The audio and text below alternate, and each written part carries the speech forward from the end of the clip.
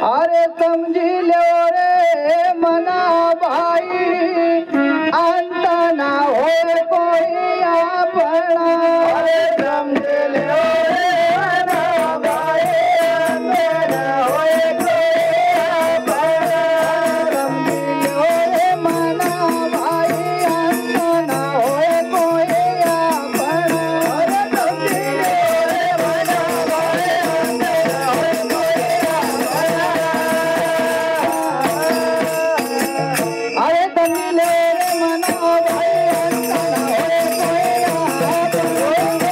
रे मना भाई अंत ना हो कोई अपना।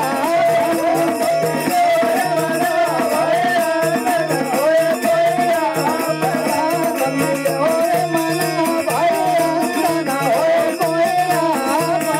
समझ लो रे मना भाई अंत ना हो कोई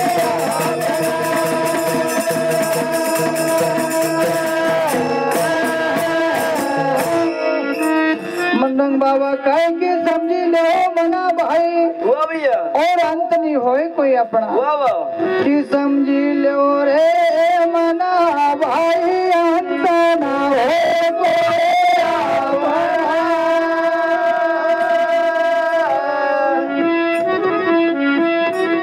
कि आप रंगे निर्गुणा तेरा गुण काटी ठाणा आप निरंजन निर्गुण। अरे तेरा गुण काटी ठाणा आप निरंजन निर्गुण। तेरा गुण काटी ठाणा यही रे माया का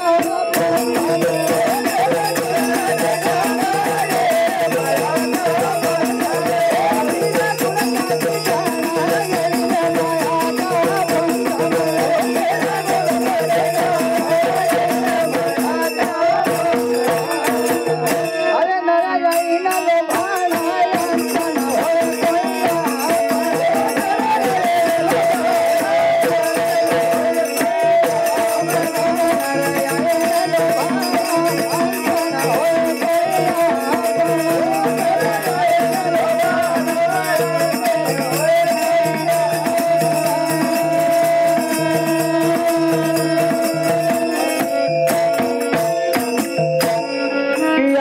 रंजन निर्गुण वाह भैया और सिर गुण टाटी ठड़ा बराबर और यही रे माया का फंद में वाह वाह फिर नर आई न बाड़ा अंत न हो कोई अपना।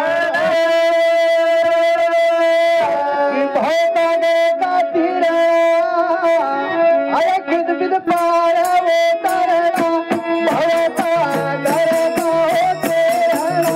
अरे खुद बिद पार वो तेरना भवता घर को तेरना। अरे खुद बिद पार वो तरना भवता घर को